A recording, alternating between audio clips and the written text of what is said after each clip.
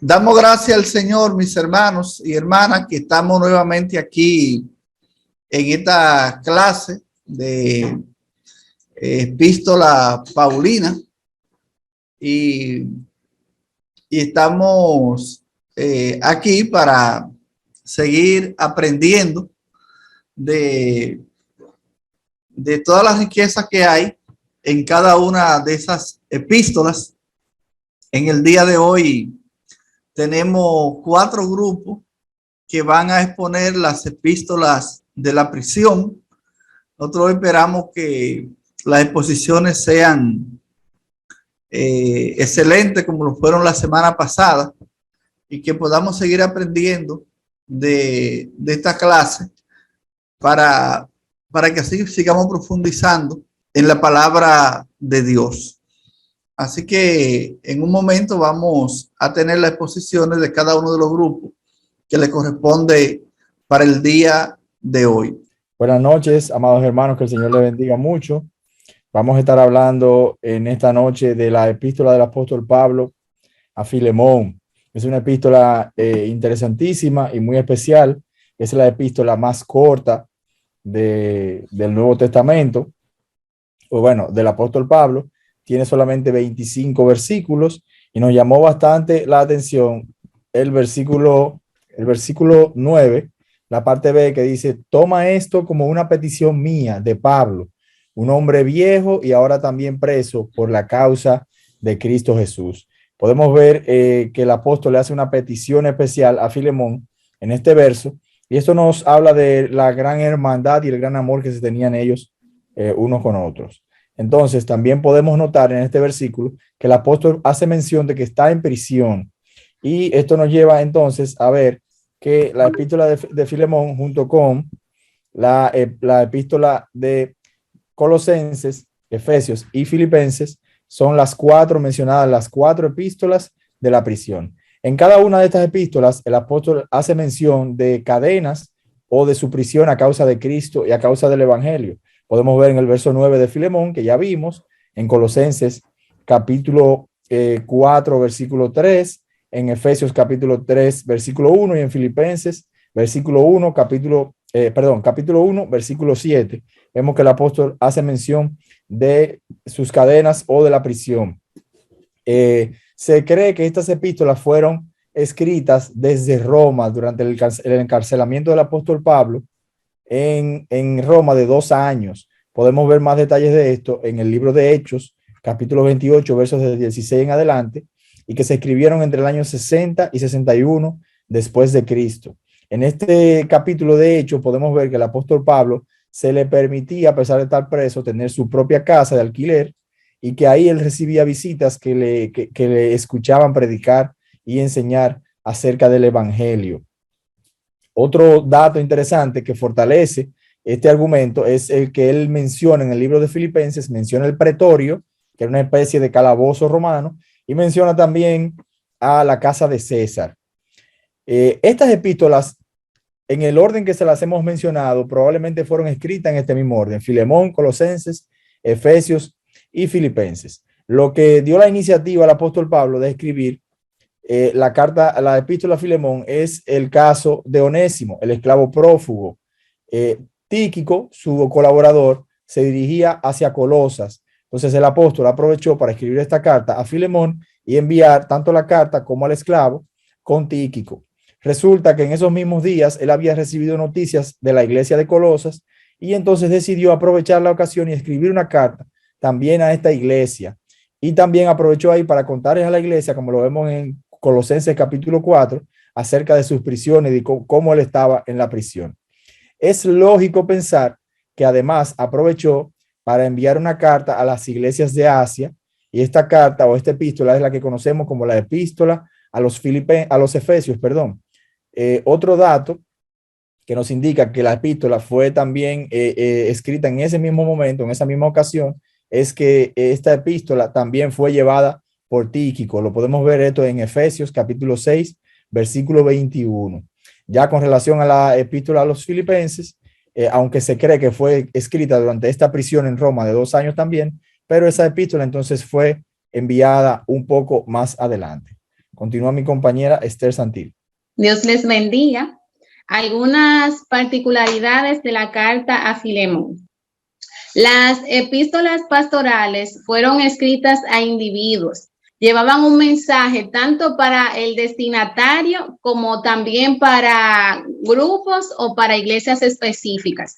Pero lo que hace a la carta de Filemón tener algo en particular, algo especial, es que es la única que fue estrictamente escrita de manera personal. De todas las cartas, epístolas que escribió Pablo, esa es la única que se tiene preservada, que cuenta con ese detalle, que fue escrita con un mensaje solo para una persona, de manera personal. Detalles de la carta a Filemón.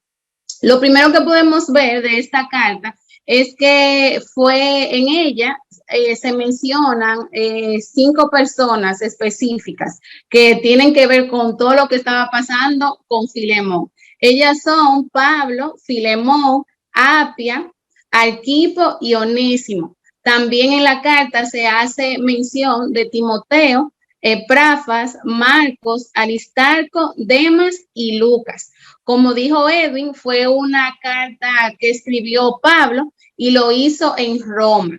Y también, como él mencionó, Tíquico fue quien acompañó a Onésimo y la llevó a Colosa.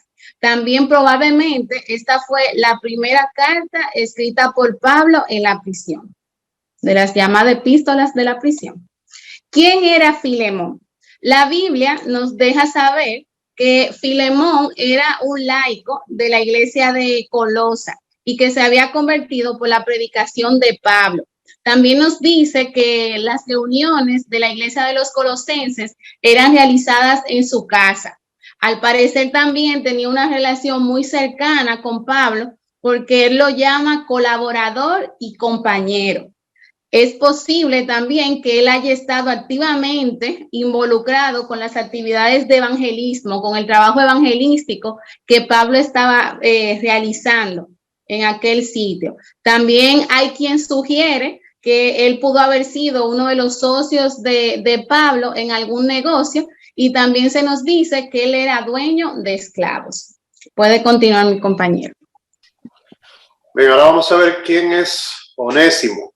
Onésimo era el motivo, o fue el motivo por el cual se escribió la carta, ya que este era esclavo de Filemón y este se le había escapado por haberle robado. Huyó a Roma, conoció a Pablo, se relacionó con él, se convirtió al cristianismo y fue de gran utilidad para el ministerio del apóstol.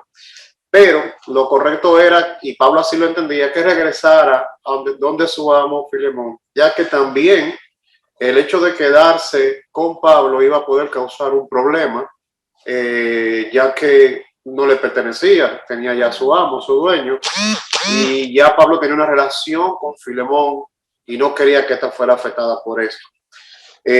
Por eso él escribe la carta y se la envía. La esclavitud en ese tiempo en el Imperio Romano era algo común. Los esclavos contaban con muy poco derecho, muchas veces con ninguno. Y cabe resaltar que los evangelios no tratan el tema de la esclavitud, esto para evitar ciertos conflictos que se pudieran haber dado en caso de haber enfocado temas con respecto a esto. Es un mal que afecta como tantos males en el mundo, pero lo importante es que el evangelio es para todos, para aquellos libres, para aquellos esclavos, pobres, ricos, es para todos. Y el tema es la salvación, ya que cuando un esclavo es visto como un hermano por parte de su amo o dueño, quiere decir que hay un resultado, un efecto causado por el evangelio en la vida de ese creyente, de ese amo. Entonces ya ese esclavo está a punto de ver su libertad. Eso es todo en cuanto a la parte de Onésimo. Bueno, y seguimos con la enseñanza, como vienen diciendo nuestros hermanos, Pablo y Filemón, que usaron mucha sabiduría entre Pablo y Filemón al retener a Onésimo. La enseñanza es que algunos resultados del evangelio necesitan desarrollarse. Pablo sabía que tenía que abordar las cosas de mejor manera, que sabía que de confrontar una situación difícil, esta epístola exhibe esta cualidad a la perfección. Él sabía cuál era el derecho de Filemón como dueño, pero también sabía que Filemón debería de hacer como cristiano. El esclavo, se había fugado, pero a la vez Filemón era un hombre compasivo, de amor y de fe, y que sabía que solamente quería la salvación del esclavo. Pues la enseñanza que aquí en la epístola nos da Pablo. Claro que Pablo era el que enseñó a Filemón, él era su discípulo, pero aquí nos da unas enseñanzas que porque tú seas, por ejemplo, que tenga una iglesia y que tú tengas una situación de esa manera, tú debes de saber, de procurar que tus pastores son tus guías, que tú eres discípulo todavía. Pablo y Filemón se tenían mucho respeto, y nosotros sabemos que también en nuestra iglesia van a suceder esas situaciones. Nosotros tenemos que saber cómo afrontarlas, cómo lidiar con esas cosas tan difíciles, porque nosotros como líder vamos a afrontar esas situaciones dentro de la iglesia, pero nosotros tenemos que tener la sabiduría, tenemos que tener esa expectativa, cómo abordar, a pesar que nosotros seamos ya líderes, pero nosotros tenemos que estar sujetados a nuestros líderes más arriba de nosotros, que son nuestros pastores, aunque nosotros ya estemos liderando o que tengamos un campo blanco. Nosotros debemos saber el respeto que le debemos a nuestros pastores. Creo que la enseñanza aquí es que Filemón era discípulo de Pablo, le debía un respeto, y ellos actuaron suavemente. ¿Por qué? Porque tenían a Dios, tenían la luz de Dios, tenían la verdad. Y aquí la enseñanza era que tenían que restaurar a Onésimo, porque era un esclavo que se había fugado. Claro que Filemón podía decirle a Pablo, no, porque mándame el esclavo, porque mi esclavo es mío. No, ellos se sentaron como colaboradores y pacificadores que nosotros somos, y tenemos que abordar las cosas con cordura como cristianos. Y aquí lo importante era restaurar, salvar la vida del esclavo. Y además dice en la enseñanza que él fue llevado a Filemón, pero ya fue como cristiano entre los santos. Amén. Amén. Hasta aquí. Amén. El hermano Maxwell. Amén, amén. Sí, seguimos hablando de la apelación de Pablo a su amigo Filemón. Si me saca un momentico, él me está sacando y entrando, pero entra rápido de una vez, por si acaso.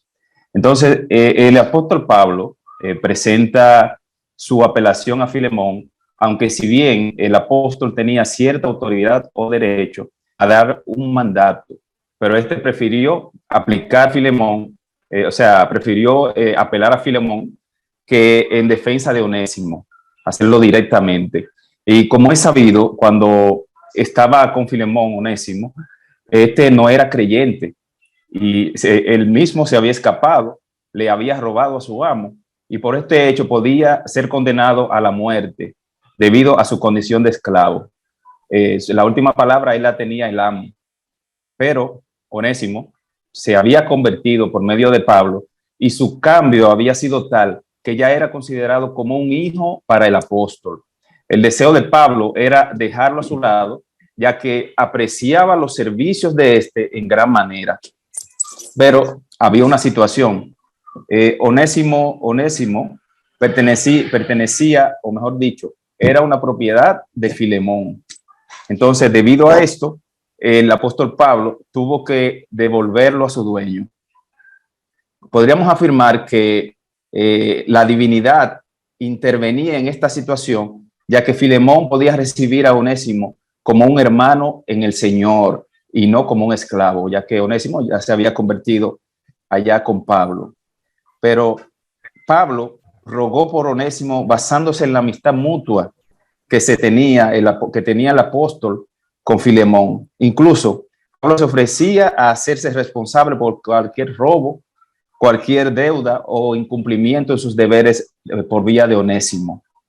Pablo llega hasta el punto de sugerirle cancelar la deuda de Onésimo, de modo que le pide que lo haga, no por bien de Onésimo, sino más bien por Pablo. No se sabe a ciencia cierta el resultado de esta petición de Pablo, pero entendemos que como Filemón era un hombre de Dios, un hombre de amor y de fe, este tomó la decisión correcta y que Onésimo ya haya seguido el camino correcto ahora que le servía al Señor. En esta epístola, Pablo indica que el camino para remediar todos los males que afligen a la humanidad, que es por medio de nuestro Señor Jesucristo. Es cuanto. Amén. Hasta aquí nuestra participación, pastor. Que el Señor le bendiga y que haya sido de edificación para todos. Dios bendiga a este grupo que ha expuesto sobre la introducción a la epístola de la prisión y específicamente sobre Filemón. Esperamos que Dios les siga bendiciendo cada día, que la gracia de Dios esté con cada uno de ustedes en todo lo que emprendan. Así Amén. que vamos Amén. a continuar en esta noche con las exposiciones. Más adelante, si hago una pregunta, daremos alguna oportunidad.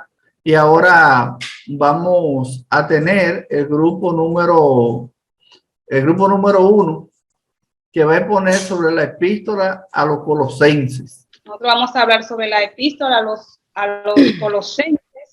Nos dice que probablemente Pablo nunca visitó la iglesia en Colosa durante su encarcelamiento en Roma, de modo que Pablo tomó la oportunidad e intentó resolver algunos problemas que allí habían mediante una carta a la cual fue dirigida directamente a dicha iglesia.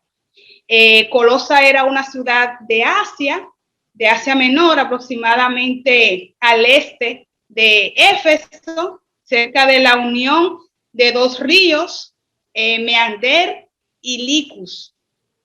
Era famosa por la producción de lana y sus habitantes adoraban a los ángeles.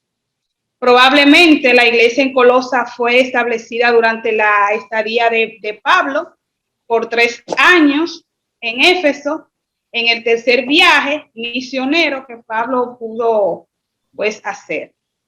Epafros y probablemente Timoteo fueron los 2 evangelistas que siempre pues acompañaban a Pablo de la epístola. El problema en la iglesia de Colosa, a la cual Pablo dirigió esa carta, era de naturaleza filosófica. La iglesia estaba siendo pues usada por una herejía combinada con un excesivo ritualismo. El escepticismo.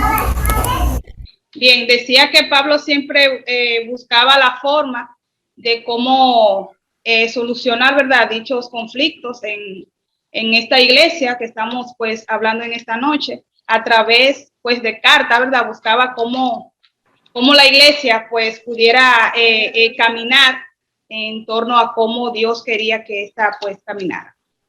Nuestra hermana Dania.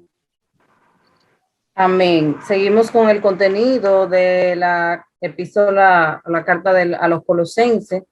En su capítulo 1, del versículo 1 al 12, el apóstol Pablo hace un saludo y da acciones de gracia. Pablo aquí usa la expresión de presentarse como apóstol de Jesucristo por la voluntad de Dios. No lo hacía con arrogancia ni para hacer una introducción a los lectores, sino para que entendieran con qué autoridad él lo hacía. También daba gracias a Dios por la fe y la esperanza y el amor mostrado por los colosenses. Lo elogiaba porque ellos habían sido verdaderos seguidores del evangelio que Epafras le había predicado. El interés profundo de Pablo en las iglesias se revela en su frecuente alusión a su costumbre de orar por ellas. Aquí él incluye en los colosenses un ejemplo de sus oraciones. Él ora por los colosenses diariamente, ora para que sean fortalecidos, para que permanezca en ellos el amor, para que sean guiados por el Espíritu. Todas las oraciones de Pablo estaban orientadas a lo espiritual, muy diferente a cómo oramos realmente muchos cristianos hoy día. En cuanto a la doctrina, Pablo hablaba de la naturaleza de la redención. Pablo había sido el tipo más fuerte del judío archirreligioso y su conversión al cristianismo había producido un cambio total en su manera de pensar.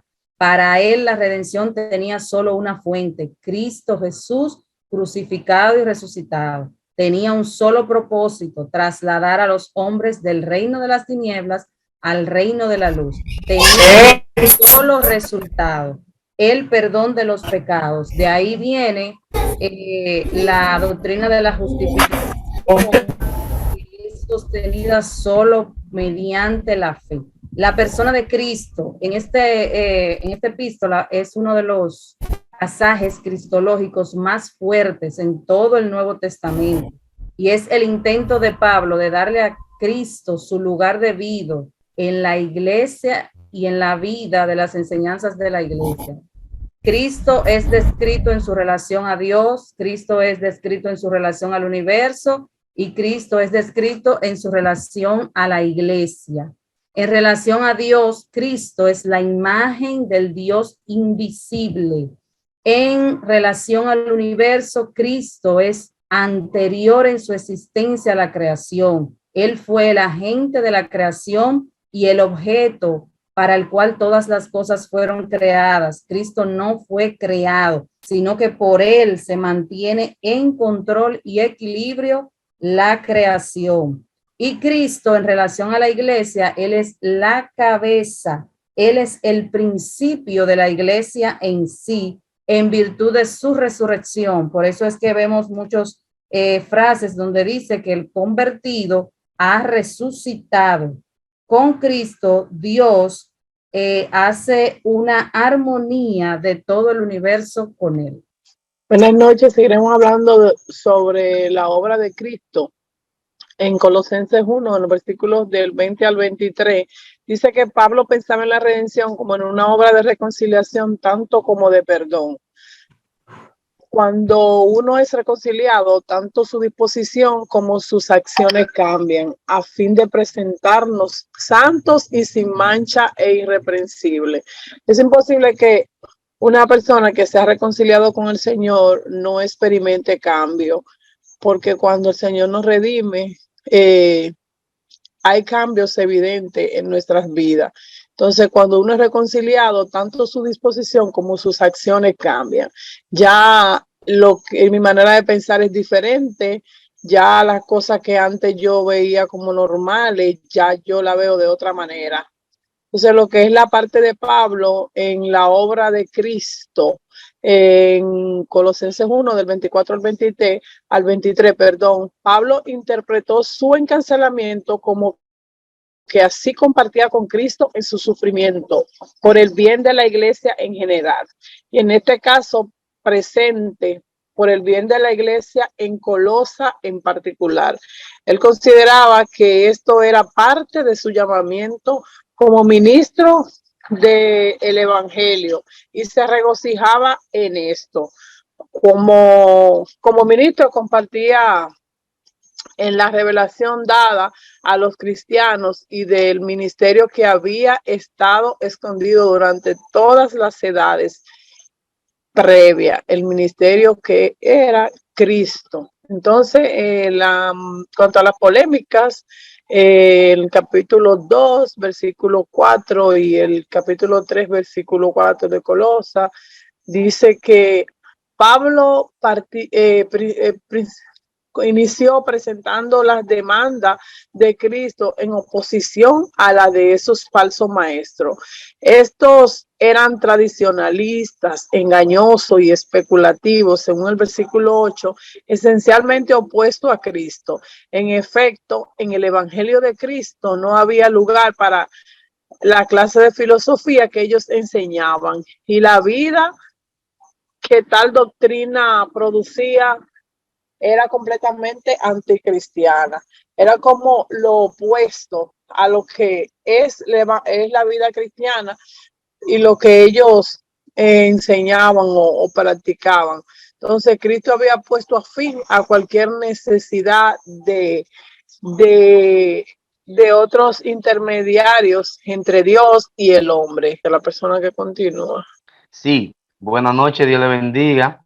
Hemos podido ver y aprender de que el apóstol Pablo, a pesar de que también fue un hombre muy pacificador y promovedor de la unidad en el cuerpo de Cristo, también nos da a entender acá de que el cristiano tenía ciertas obligaciones. El cristiano tiene la obligación, o más bien está obligado a defenderse de todos los errores y a resistir a todos aquellos que querían llevarle por caminos erróneos y bajo la intolerancia. La única actitud que el cristiano puede tomar es la de luchar en los valores espirituales que se encuentran en Cristo, tal y como él lo decía, el mismo apóstol, que el creyente, la vida estaba escondida en Cristo, su vida estaba escondida en el Señor. Con Cristo y Dios y el débil poder vivir en constante espera del retorno de Cristo. O sea, que la iglesia debió esperar esa promesa que el Señor había hecho de que en un momento determinado, tal y como lo había manifestado, volvería a buscar a su pueblo. En cuanto también a la sesión práctica, la vida personal, el apóstol ahora da dos listas un poco largas, tal como aquella cosa que el cristiano debe quitarse o más bien dejar, o cómo debe, lo que debe ponerse, o más bien lo que debe a lo que debe de negarse y ejecutar. En esta nueva vida, primero hacer pues morir lo terrenal, lo carnal, tal como fornicaciones, inmoralidades, sexual, vicio, impureza, dentro y fuera del matrimonio, como dentro de nuestra vida personal. Entonces, Pablo está siendo muy certero, muy claro con la iglesia de Colosa y le está advirtiendo de que si ya hemos tenido un encuentro con el Señor y debemos de entender de que ya la manera de pasar de vivir podemos dejarla atrás. Y es importante que nosotros también en la actualidad sepamos esta parte de que como cristianos debemos de ser más específicos en lo práctico, más que en la teoría, porque muchas veces pues nos llenamos de decir o de ciertas cosas y lo que es la práctica pues nos quedamos muy cortos, muy atrás, y es importante tomar eso en cuenta. También en cuanto a lo que es en la parte de la vida doméstica, el apóstol da una enseñanza de que se está refiriendo a esta parte también a una enseñanza que había dado en el libro de Efesios, tal como en el capítulo 5, versículo 21, en el capítulo 6, versículo 9, de que debemos de someternos el unos a otros en el temor de Dios, y más sobre todas las cosas, en el amor del Señor. Está dando una recapitulación de lo que realmente el Señor quiere de nosotros y de lo que Él como apóstol, como un modelo a seguir después de Cristo, claro, quería que la iglesia de Colosas entendiera y siguiera. Entonces, una de las otras partes también, el segundo dato es que como hijos de Dios teníamos que vestirnos como hijos escogidos de Dios, santo y amado, de la entrañable misericordia, de la benignidad, de la humildad, de la mansedumbre, de la paciencia, el vestido del amor, que es el vínculo perfecto en Cristo Jesús. Fíjese que no deja de mencionar el amor, siempre va acorde con esta palabra, y por eso decíamos al principio que era un hombre muy pacificador, muy promovedor de la unidad. Eso es muy importante, y la iglesia de la actualidad hoy en día debe tomar eso en cuenta para que podamos llevar a cabo el propósito que el Señor nos ha establecido como iglesia y como seminaristas, como pastores, como líderes, de promover todas esas cosas que el apóstol Pablo está recordándole y hablando de la iglesia de Colosa. En cuanto de mi parte, para darle participación a otro hermano. Hermana Dania, por favor. Amén. En relación al mundo, Pablo, al igual que Jesús, pensaba que el cristiano es una persona que ocupa un lugar en el mundo, que no debe sentirse atemorizado, sino por el contrario, que tiene todas las herramientas para enfrentar este mundo. También expresa la misión de Tíquico y de Onésimo. Ya al final, él habla sobre la misión de estas personas y también lo que tenían que llevarle a Filemón. Saludos y bendición final. Él habla de Aristarco, que era un macedonio de Tesalónica. Él se refiere a Marcos, el primo de Bernabé, que abandonó el primer grupo misionero de Pablo. Él habla de Justo, de quien se sabe muy poco. Él habla de Pafras, el fundador de la iglesia en Colosas, quien todavía estaba trabajando activamente por las 3 iglesias en esa área, o sea, Colosas, Laodicea e Hierápolis. También habla de Lucas, el médico amado, Arquipo, de que sea fiel en el ministerio. Él concluye con un saludo personal, una petición de que oren por él y como final, la gracia sea con vosotros. Dios le bendiga y hasta aquí la exposición. Dios bendiga a este grupo con su exposición de Colosenses. Muy buena exposición también. Que Dios les siga bendiciendo a cada uno. Y ahora vamos a pasar al siguiente grupo, que es el grupo número 3, que va a exponer el libro de Efesios, que es otra de las epístolas de la prisión. Muy buenas noches y muchas bendiciones para todos nuevamente. Nosotros vamos a estar hablando del libro de Efesios, obviamente tomando como referencia nuestro libro base de Explorando el Nuevo Testamento del Ralph Aaron. Nosotros vamos a estar hablando acerca de aspectos generales de esta carta para contextualizarnos un poquito. La naturaleza de Efesios nos alude o se refiere a que esta epístola es una epístola circular. Muchos de los escritores de la antigüedad pueden coincidir en el hecho de que en Éfeso no es un término que se refiera o que esté contenido dentro del libro de Efesios, por lo que no podemos decir que fue un escrito dirigido específicamente a esa iglesia. Entonces se habla de que es una epístola circular que Pablo les escribió básicamente a las iglesias de Asia. También se tiene esta idea por el hecho de que Pablo estuvo durante 3 años en su tercer viaje misionero con ellos en la iglesia de Éfeso, por lo que no tendría algún tema específico que dirigirles, y en la epístola tampoco lo hace, no tiene esa naturaleza. La ciudad de Éfeso estaba situada en la desembocadura del río Caíster en el mar Egeo y era un gran centro comercial. No se sabe todavía quién fundó la iglesia en Éfeso. Se cree que pudo haber sido algún judío de los que estaban en el Pentecostés, por eso todavía no se tiene claro. Pablo visitó esta iglesia por primera vez casi en la conclusión de su segundo viaje misionero y, como ya mencioné, en su tercer viaje misionero permaneció allí por 3 años. Otro de los puntos importantes es el propósito. No hay un problema evidente al que Pablo se refiere específicamente en esta carta, como vemos, por ejemplo, en Corintios, pero sí contiene muchas instrucciones para la iglesia cristiana que revela un gran propósito de Dios para la iglesia basada en su propia voluntad soberana. Nosotros vamos a ver la división, como la mayoría de los escritos de Pablo, tenemos la sección doctrinal, en donde tenemos el origen, una oración por la iglesia, regeneración, una reconciliación doble, un pensamiento de último momento, y otra oración que Pablo hace, y vamos a tener una sección práctica, que es ya donde luego de que Pablo fundamenta todos los criterios doctrinales, entonces exhorta la unidad, a romper con la vieja vida, lo que deben evitar, la senda del cristiano, el hogar del cristiano, la diferencia entre ser amos y siervos, y bueno, la parte final, habiendo acabado todo, la exhortación a estar o a mantenernos firmes. Entonces, el contenido básicamente inicia como la mayoría de los escritos de Pablo. El autor se llama apóstol a sí mismo y a sus lectores les llama santos. Ambos títulos son utilizados debido a la relación con las respectivas personas con Cristo, una relación basada en la voluntad de Dios.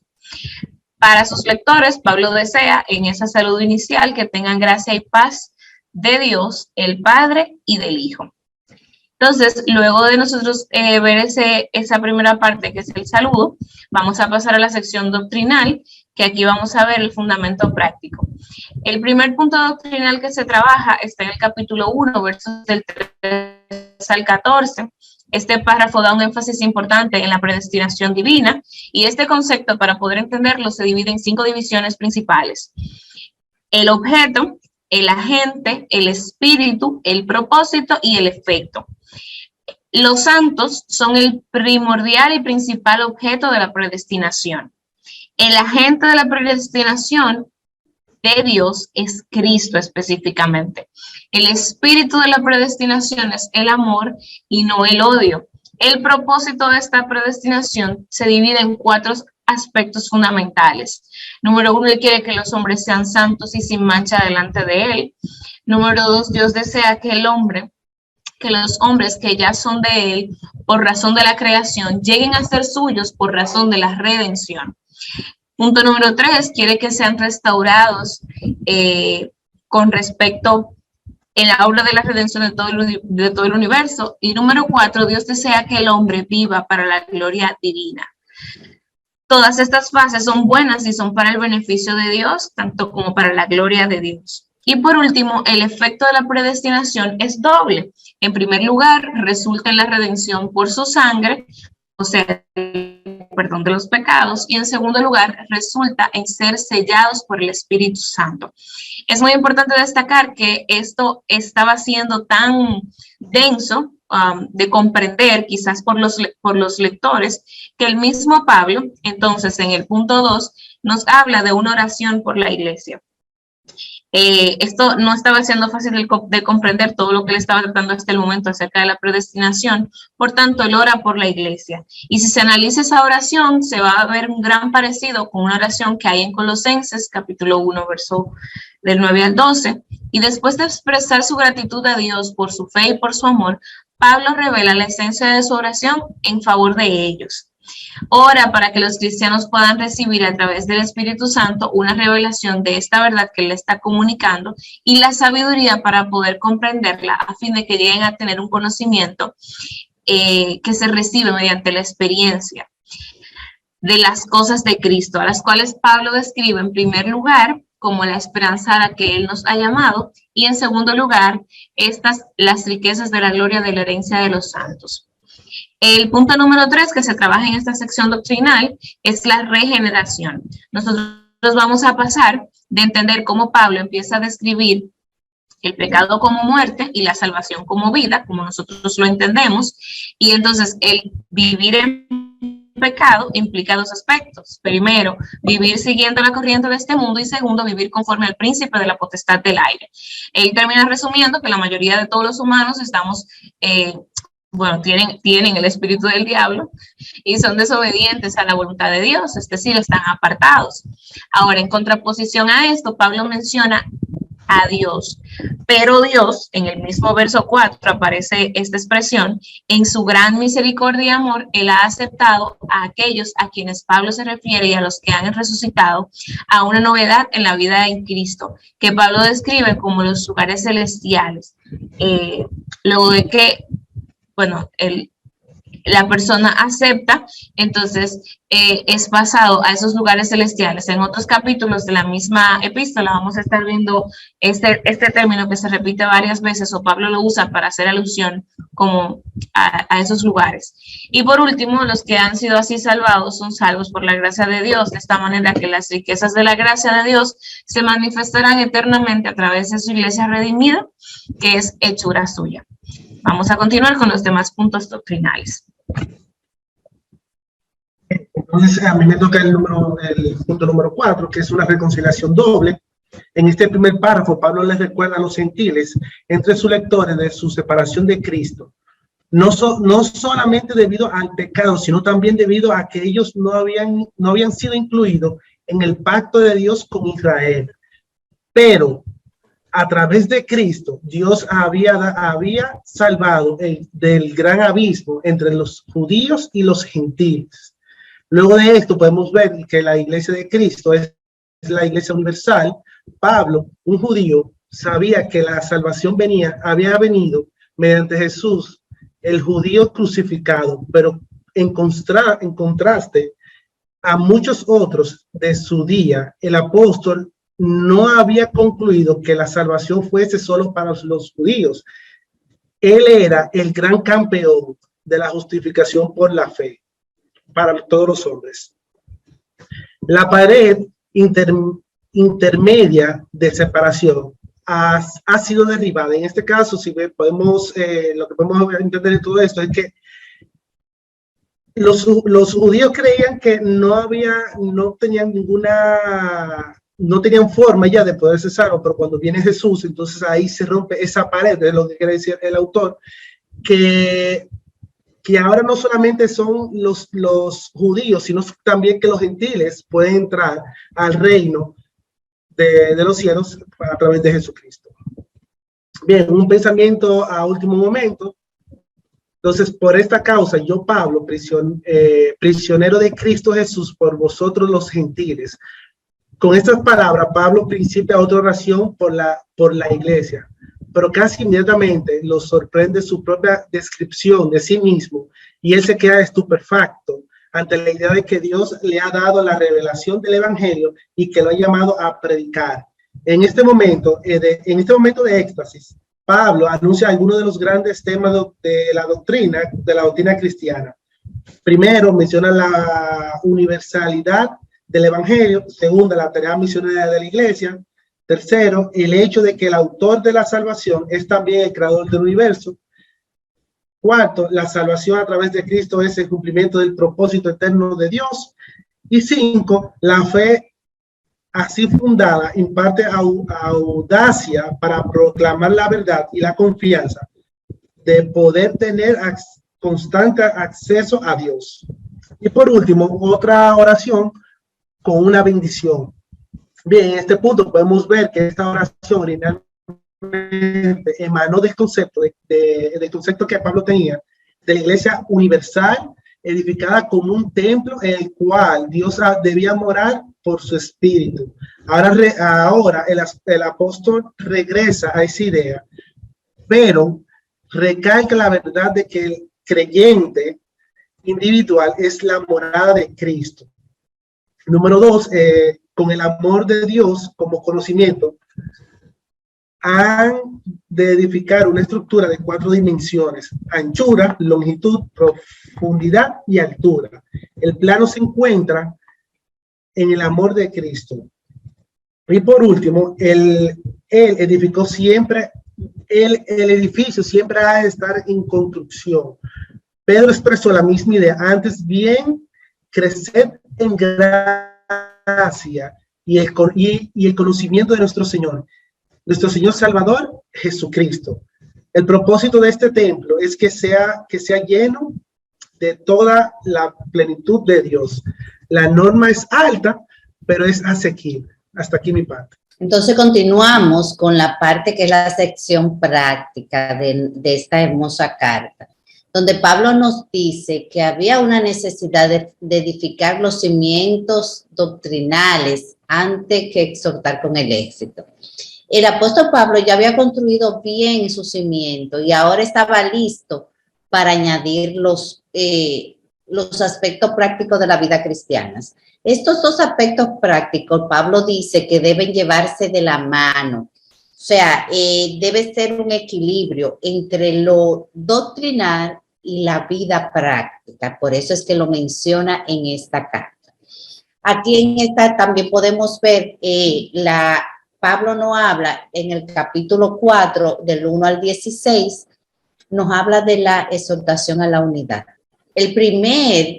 Pablo dice que conduce a guardar la unidad es el vínculo de la paz. Esto lo podemos ver en el versículo 3.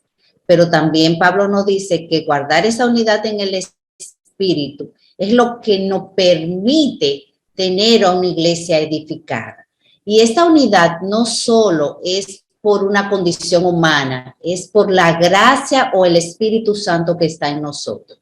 Su razonamiento emana del principio de que hay un cuerpo, la iglesia, y un espíritu, una misma esperanza, un Señor, una fe, un bautismo, un Dios y Padre de todo. Esto lo podemos leer en los versículos 4 y 5 de esta hermosa carta. Por lo tanto, debería haber unidad en la iglesia. El propósito esencial de esa unidad es que el templo sea edificado. El templo es la iglesia y nosotros como individuos que seamos edificados en la unidad. Y también dice que los dones han sido dados con el propósito, como había dicho, de que, y Pablo menciona en su segunda oración, inmediatamente después de esto, como dije, que la unidad es que sea edificado el templo de Dios.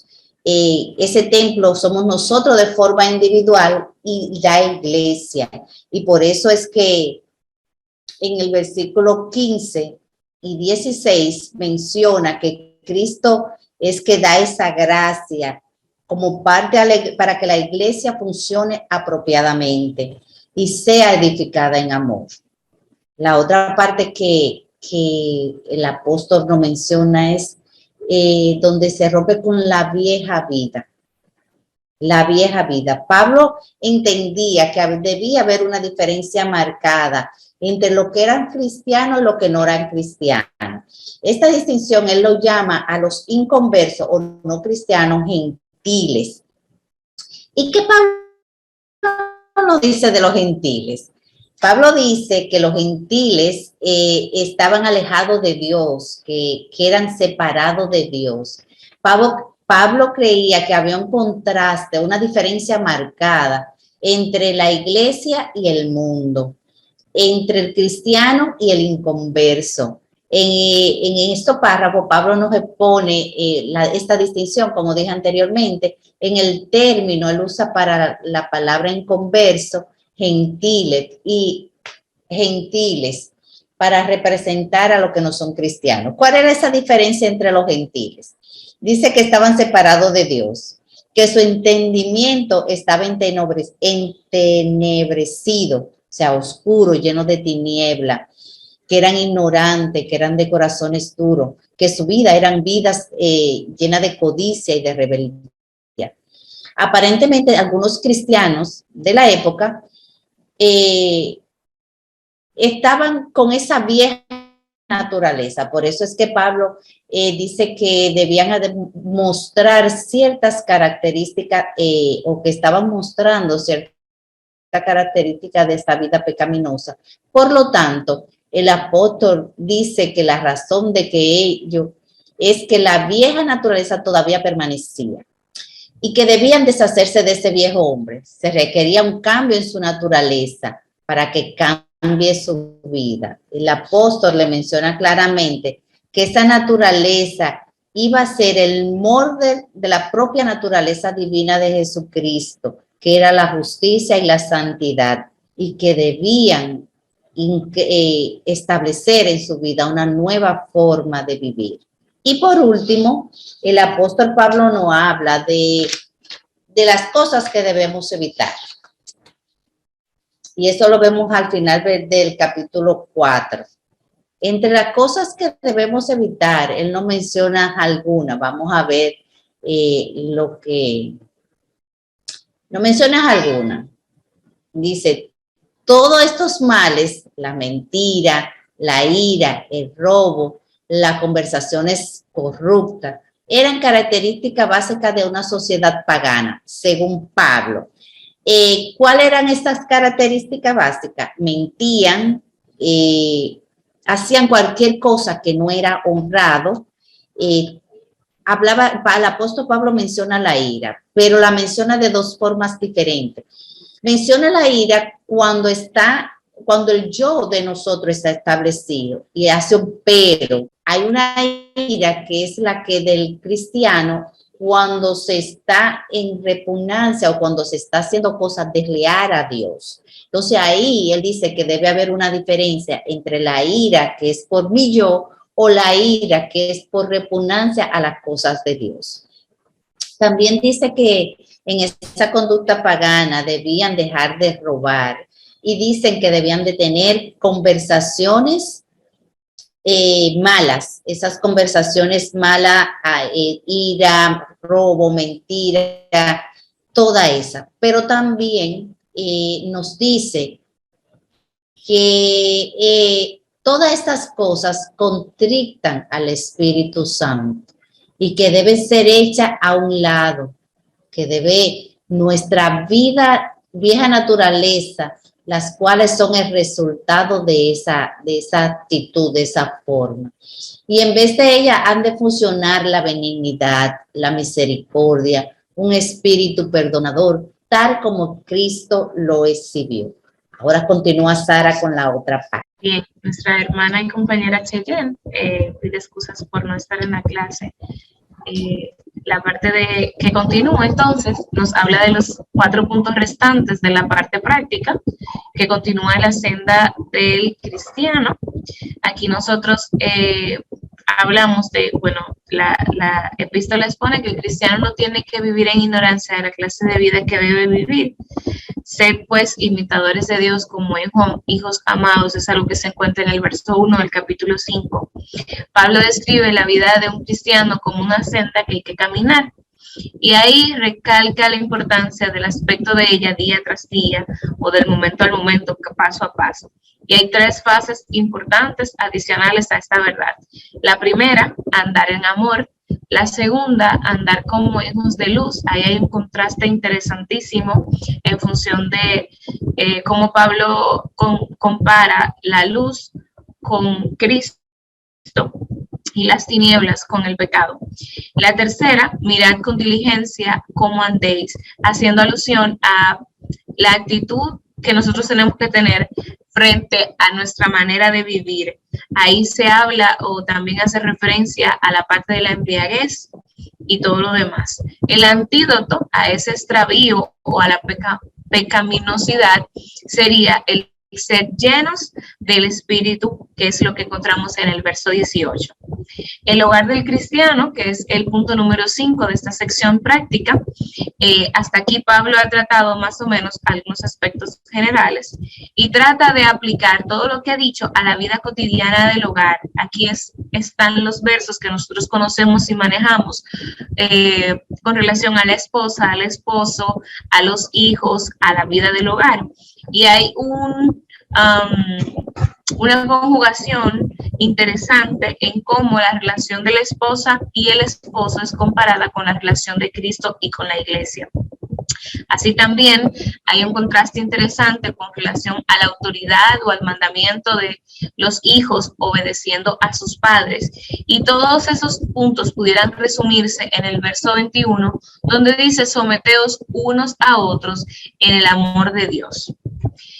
El punto número 6 de esta sección práctica nos habla de amos y siervos cristianos. Básicamente, Pablo conocía que existían diferencias en las relaciones humanas de aquel entonces.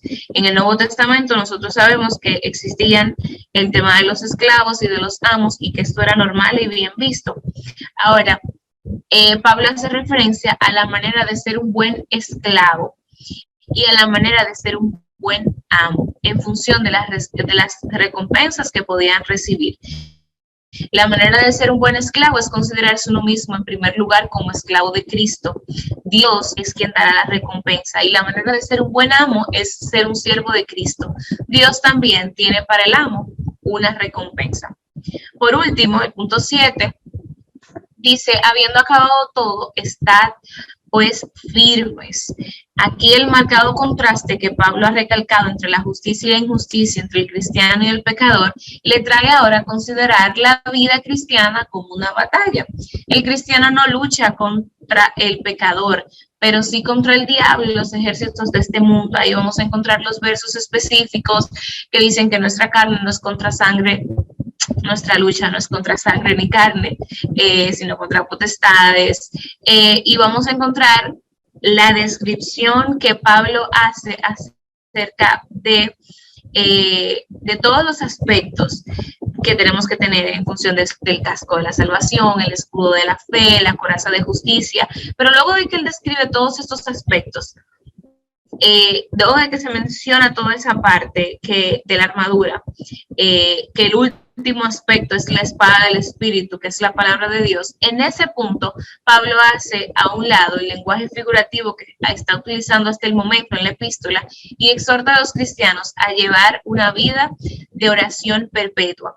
E incluso en esta última parte, él pide a los destinatarios de esta epístola que también los lleven en oración a él, porque él entendía el peso que era llevar el evangelio como él lo estaba llevando, y le pide a ellos que también oren por él, porque de eso se trata la vida cristiana.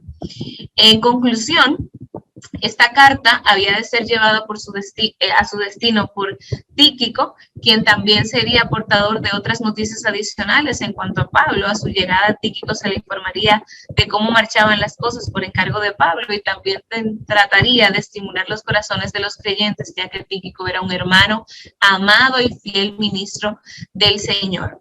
La bendición que se da al final, típicamente paulina: paz o sea a los hermanos y amor con fe de Dios y del Señor Jesucristo. La gracia sea con todos los que aman a nuestro Señor Jesucristo con amor inalterable. Con estas palabras también concluimos nosotros. Muchas gracias. Muy bien, hermano, por su posición sobre el libro de Efesios. Esperamos que los demás también puedan ver esas exposiciones cuando las publiquemos, para que así sigamos aprendiendo más de lo que Dios tiene para enseñarnos a cada uno de nosotros. La última exposición de hoy tiene que ver con el libro de Filipenses, y esa exposición le corresponde al grupo número 2, que va a exponer el libro de Filipenses ahora. Yo quiero felicitar a todos los grupos que han expuesto en esta noche, porque han hecho un buen trabajo y ha sido para mí de mucha edificación. Yo espero que para ustedes también lo haya sido en esta noche, porque hemos aprendido bastante de estas epístolas de la prisión. Para mí es un placer estar aquí en esta noche hablando sobre lo que es la epístola de los Filipenses, la cual Pablo les escribió a los tales. Si puede presentarla. Este grupo está compuesto por David, quien les habla, Jonathan O'Neill, Enzo Alexander Celestino Vandelpur, Stephanie Castro, Braulio Méndez y Jonathan O'Neill. La parte que me corresponde hablar es sobre la introducción, ciudad, iglesia y quién escribió la epístola. Ok. La ciudad de Filipo está situada en la frontera oriental de Macedonia, alrededor de 15 kilómetros de la costa. Ok, la iglesia. Pablo fundó la iglesia en Filipos, fue la primera iglesia en Europa durante su segundo viaje misionero. En Hechos 16 podemos ver sobre cómo fue el transcurso para Pablo poder escribirle esta epístola a los filipenses. Pablo tiene una visión de un hombre el cual le pedía que fuese y le mostrara el evangelio allá a Filipos en Macedonia. La visión de esta iglesia fue por una visión que tuvo Pablo con un varón de Macedonia, el cual les pedía que se les anunciase el evangelio. Estos por tal situación fueron a Filipos, Macedonia, y al llegar les predicaban, se sentaron junto a Río, le predicaron a una mujer ahí. Entonces ellos al predicar en Roma fueron apresados. Según dice la Biblia en Hechos 16:20, en Hechos 16:20, sí, dice la Biblia, y presentándolos a los magistrados judíos, dijeron: estos hombres, siendo judíos, abortaron nuestra ciudad y enseñaban costumbres que no nos es lícito recibir ni hacer, pues somos romanos. Fueron hasta golpeados, fueron maltratados por hasta la gente de la ciudad, y solamente por causa de ellos predicar el evangelio. Podemos ver que sin importar la situación, sin importar lo que sucedió, solamente por una visión que tuvo Pablo de esta iglesia, fue allá a predicar el evangelio sin importar nada. ¿Quién escribió la epístola? Hay pocas dudas de que Pablo sea el autor de Filipenses. La epístola contiene algunas de las evidencias más fuertes que se encuentran en la epístola de la prisión, de que el encarcelamiento fue en Roma y de que Pablo escribió desde allí. Como dice aquí, como relata el libro, hay pocas dudas de que no haya sido Pablo, sino que fue Pablo en sí quien escribió la carta a los filipenses, y se le da el nombre de filipenses como gentilicio al ser de Filipo. Bendiciones. Estaré hablando acerca del propósito y el plan de esta epístola.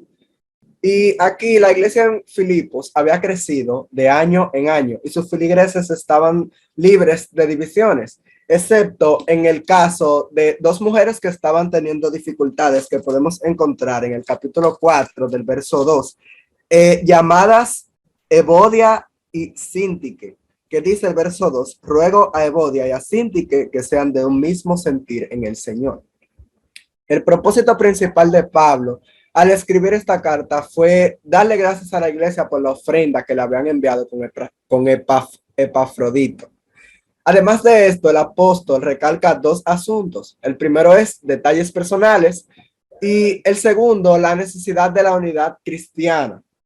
Si bien es cierto, Pablo escribió mucho acerca de sí mismo en Filipenses, pero él no es el centro de la epístola, sino que Cristo es su centro. Cristo es el centro de la epístola.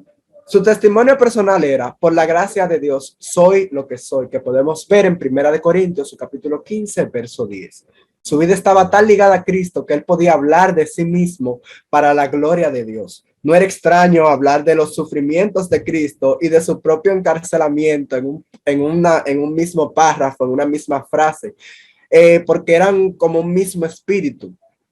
Podía sinceramente proclamar el gran deseo de su corazón de que Cristo fuese magnificado. La ocasión.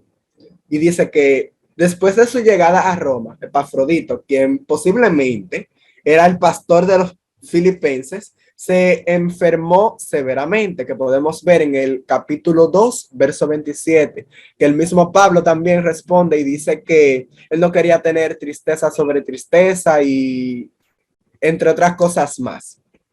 Después de recuperar su salud, Pablo planeó enviarlo de regreso a la iglesia, pero acompañado de Timoteo y portando la epístola. Aquí la epístola a los filipenses nos imparte un conocimiento extraordinario del carácter de Pablo, que a pesar de que estaba en la cárcel, prácticamente la iglesia de Roma aparentemente no se interesaba en su bienestar. Y con la muerte constantemente a la puerta, el apóstol, sin embargo, escribió la más gozosa de sus epístolas. No obstante, de todas maneras, o por pretexto o por verdad, Cristo es anunciado. En la epístola no vemos en parte lugares de tristeza, sino que esta es una de las epístolas que Pablo escribe con más gozo. Sin duda alguna, los años lo habían hecho tierno. No encontramos aquí, como dije anteriormente, ninguna queja, ninguna amargura. Solamente encontramos triunfo de principio a fin. Hablemos acerca también del saludo. Aquí, al leer el primer versículo, uno podría imaginar de que Pablo y Timoteo juntos habrían escrito esta epístola. Dice el primer versículo, Pablo y Timoteo, siervos de Jesucristo, a todos los santos en Cristo Jesús que están en Filipos con los obispos y los diáconos. Aquí excepto de que después hay una referencia objetiva a Timoteo en el capítulo 2 del verso 19. Aparentemente lo que Pablo sugiere aquí es que Timoteo compartió íntimamente sus experiencias en la prisión. Pablo aquí le escribe a todos los santos en Cristo Jesús que estaban en Filipos. Aquí, cuando hablamos de todos, nos habla de una sola unidad de la iglesia que aparece visible en varios otros lugares de la epístola. Y, la mayoría de las iglesias carecían de esta unidad, de este mismo sentir entre todos los fieles. Y que no nos sorprenda, pues, de que Pablo escribiera con tanto regocijo a los filipenses. A mí me toca hablar sobre la acción de gracia, el encarcelamiento de Pablo y sobre muerte. En la zona de Asia podemos ver cómo las oraciones de Pablo, cómo Pablo oraba siempre por los Filipos, que en cada una de sus oraciones siempre se acordaba de ellos y oraba para que Dios, el amor de Dios abundase en ellos, como así Pablo lo enseña en el verso 9 del capítulo 1, que dice: y pido esto en oración, que vuestro amor abunde aún más y más en ciencia y en todo conocimiento.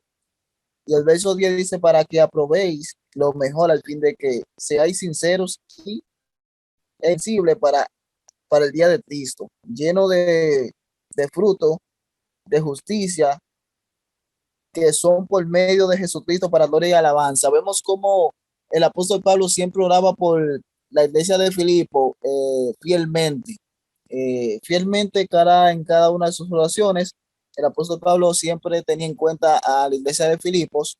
En el avance del encarcelamiento de Pablo podemos notar que el mismo apóstol Pablo nota que una vez que él está preso, los hermanos se motivaron aún más para predicar el evangelio sin temor, así como lo expresa en el capítulo 14, en el verso 14, que dice: la mayoría de los hermanos, cobrando ánimo en el Señor con mis prisiones, se atreven mucho más a hablar la palabra sin temor. Algunos a la verdad predican a Cristo por envidia y contienda, pero otros de buena voluntad. El apóstol Pablo entiende que a él verse encarcelado por causa del evangelio, eso le fue de motivo a muchos hermanos para predicar la palabra de Dios y no detenerse ni llenarse de temor ni de pánico por causa de sus prisiones, sino el apóstol Pablo nota y le escribe a los Filipos que sus prisiones son de bendición para ellos, ya que sus prisiones lo están motivando a seguir el evangelio de Cristo, para seguir predicando el evangelio y a seguir echando hacia adelante, viviendo y muriendo. Ya aquí el apóstol Pablo entiende que para él le es mejor, él expresa que es mejor para él partir con el Señor, pero por causa de Filipo le era más necesario quedarse en el cuerpo presente, ya que Pablo notaba que la iglesia de Filipo necesitaba sus soportes, necesitaba su ayuda espiritualmente y cada una de sus enseñanzas, la cual él enviaba por medio de cartas. En el capítulo 1, los versículos del 27 al 30, nos enfocamos principalmente en la parte de dignos del evangelio. Pablo creía que el evangelio de Cristo contenía la norma de vida de todas sus ramificaciones y que el enfoque debía ser una vida piadosa. En el verso 27, comportéis como es digno del evangelio de Cristo.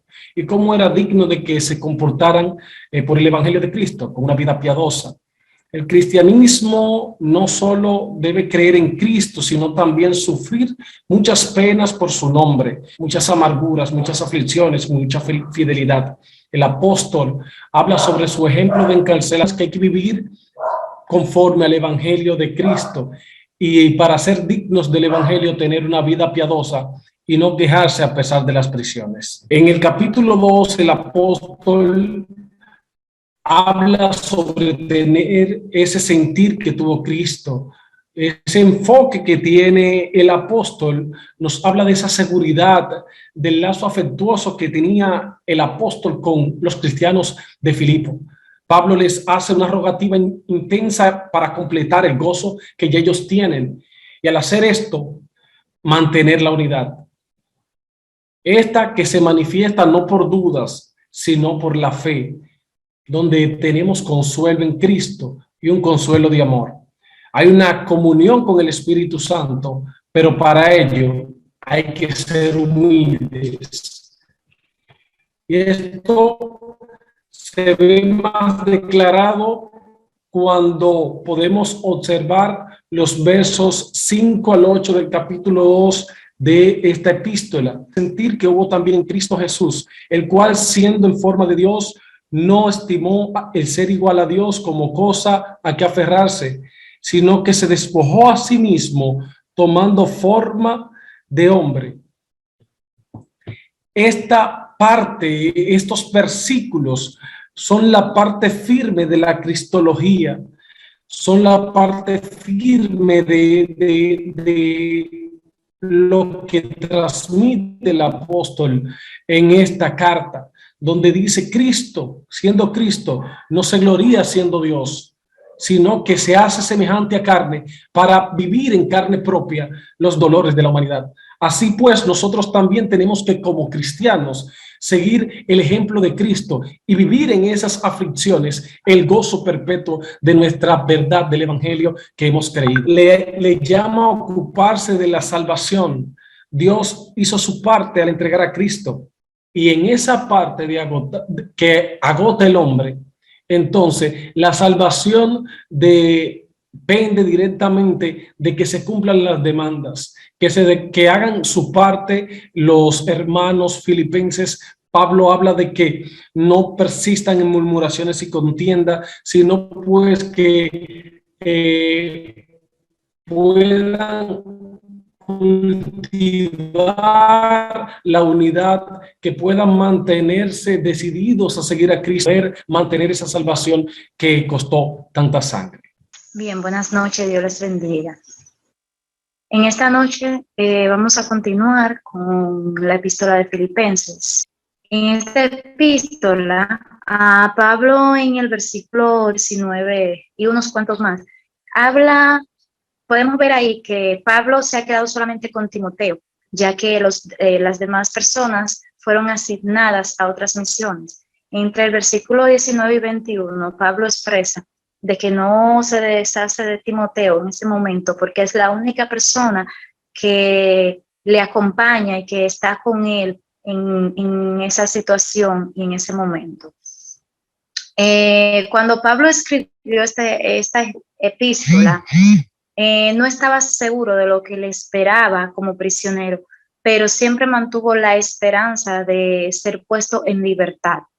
Pablo consideraba a Epafrodito como un verdadero hermano y compañero de milicia. Epafrodito había sido asignado a una misión y como mencionó uno de mis compañeros anteriormente, él enfrentó una enfermedad y tenía deseo de volver con Pablo, pero debido a la enfermedad y la asignación que le habían encomendado en ese momento no podía volver. En Filipenses 2, 19 al 24, vemos entonces esta trayectoria que hemos mencionado hace un momento. La siguiente, por favor. Regocijaos, pero guardaos de los malos obreros. Los judíos consideraban a los gentiles o no cristianos como perros, personas desahuciadas, impuros, alejados del pacto de Dios, personas no creyentes en Dios. Por tanto, Pablo en ese momento usó la misma terminología de los judíos. Pablo decía y pensaba que nadie más que él tenía derecho de depender del judaísmo tradicional, ya que, como todos conocemos, la vida de este discípulo, cuando era llamado Saulo, conocemos su trayectoria y el cambio que tuvo. Entonces, Pablo decía, yo dependía del judaísmo tradicional, pero un día conocí a Jesucristo y mi vida cambió, fui transformado. Antes era como los gentiles, pero ahora soy diferente, por Cristo cambió mi vida. Pablo entendió y describió que las ganancias de la ley tarde o temprano son pérdidas, mientras que la justificación solamente depende y viene de Cristo. Una cosa os digo, sed imitadores de mí. Para concluir, un día Cristo vendrá y cambiará nuestros cuerpos materiales por cuerpos espirituales mediante su poder.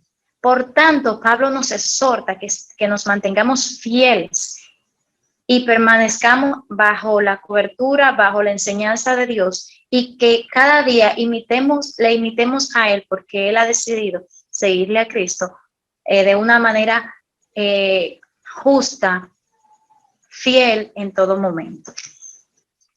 Me corresponde hablar ya sobre la última parte del libro de Filipenses. Mi nombre es Enzo Celestino y vamos a dar inicio con el capítulo 4, donde Pablo inicia hablando sobre un conflicto que se estaba dando en el capítulo 4 en Filipo, sobre las dos hermanas, Evodia y Sintique. Y dice que el versículo 2, ruego que Evodia y a Sintique que sean de un mismo sentir en el Señor. Estas mujeres estaban teniendo una desavenencia, eso significa oposición, discordia, contrariedad y controversia. Al parecer no había concordancia en las ideas de cada una de ellas, y eso provocó una situación dentro de ellas dos. Tanto así que Pablo tuvo que intervenir para servir como ayuda en este desacuerdo. Y le pedía a su amigo fiel, su fiel compañero, que ahí no se menciona, y no se sabe exactamente a quién era que se refería. Le pedía que ayudase, le diera la mano en esa situación para que estas mujeres no continuaran en este desacuerdo y puedan llegar a un acuerdo mutuo y poder resolver esta situación, ya que ellas fueron una pieza muy importante para el crecimiento de encaminar el evangelio junto con él, al igual que Clemente, que era otro del equipo que también inició con Pablo a ayudar a la extensión del evangelio. Y vemos más adelante que en el mismo capítulo 4, versos 4 al 9, Pablo habla diciéndole al pueblo, soltándole de que deben de regocijarse siempre, no importando las circunstancias, las situaciones que se presenten. No permita que eso te robe tu paz, no permita que eso te robe tu sintonía, tu comunión con tu hermano, con la congregación. No, Pablo dice, regocíjate siempre en el Señor. Otra vez digo, regocijaos. No importando cuál sea la dificultad, regocíjate. Y Pablo resalta en el pueblo de que ellos tenían ciertas virtudes que eran agradables. Parece que ellos se ayudaban mutuamente, tenían esa solidaridad mutuamente, pero había una situación que, como decimos el buen dominicano, lo que hacían con la mano, entonces lo desbarataban con los pies. No había una congruencia. También Pablo le mandan que todas sus ansiedades, sus situaciones, que la puedan hacer manifiesta ante el Señor en oraciones, que se presenten en oraciones delante del Señor para que en esa súplica Dios obre conforme a su voluntad en ello. También dice que tengamos un pensamiento diferente, que pensemos con cordura, con inteligencia, con sapiencia, y que no le permitamos a los malos pensamientos, a los malos deseos, y a que el enemigo quiera usarnos a nosotros como canal para querer ser mediador, ser el que ponga el plato del conflicto, que ponga el plato de la discordia. Pablo exhorta al pueblo de Filipo a que rechace todo eso y que busque la oración, que busque a Dios en oración y súplica para que entonces puedan tener una vida renovada, puedan tener una mente renovada y puedan hacer las cosas diferentes. Y por último, Pablo da acción de gracia solo por las cosas que ellos pudieron hacer por él, sino también por la generosidad que este pueblo, y en el momento que Pablo se vio muy necesitado, ellos fueron muy generosos con él, y él al final los bendice y declara esa bendición sobre de ellos. Le dice que el Señor siempre sea con ustedes, que su vida pueda seguir creciendo grandemente, que sigan teniendo esa misma pasión en el Señor, que sigan entregándose enteramente las cosas del Señor. Y le deja saber con todo esto de que lo más deseable para él era haber conocido al Señor y servirle enteramente con tanta pasión como él lo hacía, y que él quería que de esa misma forma ellos también lo hicieran para agradar al Señor. Bendiciones, muchas gracias. Damos gracias a Dios por cada uno de los grupos que ha estado exponiendo en esta noche, y esperamos que este tiempo haya sido un tiempo de bendición para cada uno de nosotros. Quiero decirle que la próxima semana tenemos nuestra última clase presencial. Lo que quede que no podamos hacerlo la próxima semana, entonces le pondremos algún trabajo adicional para completar